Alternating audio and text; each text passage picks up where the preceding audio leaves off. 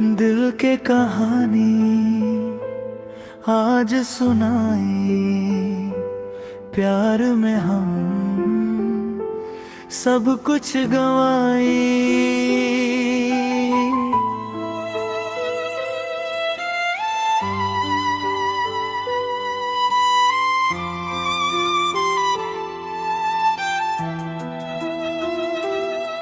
तू मिलू तस लागल जिंदगी सज गए, तोहरे खातिर दुनिया से हम लड़ गए। हाथ पकड़ के छोड़ गए लू बीच राह में, हम रोवत रहनी तू हंसत रहलू चाह में। एक एक दिल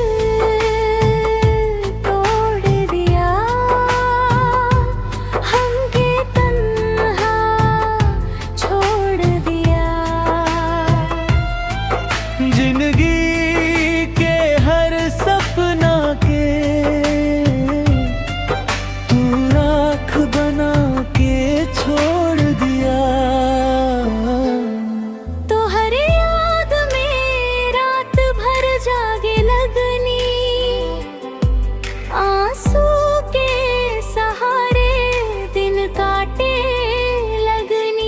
कसम खा के तू सब भूला गईलू, हमरा प्यार के मजाक बना गईलू।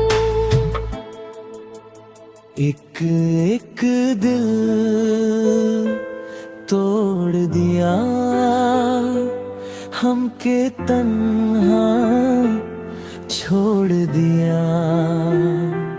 दिल टूटल बा मगर हौसला भी बाकी बा।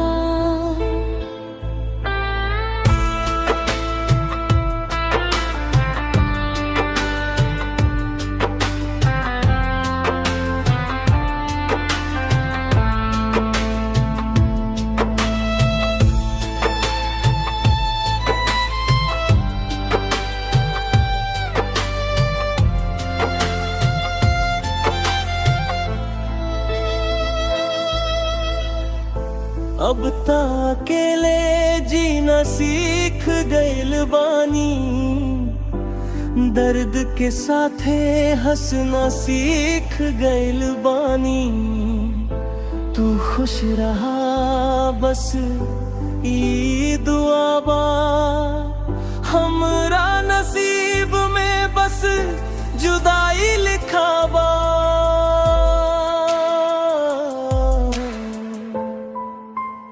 एक एक दिल तोड़ दिया,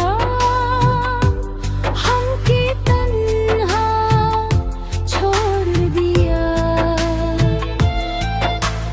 प्यार के नाम पे तू बस धोखा दे गया।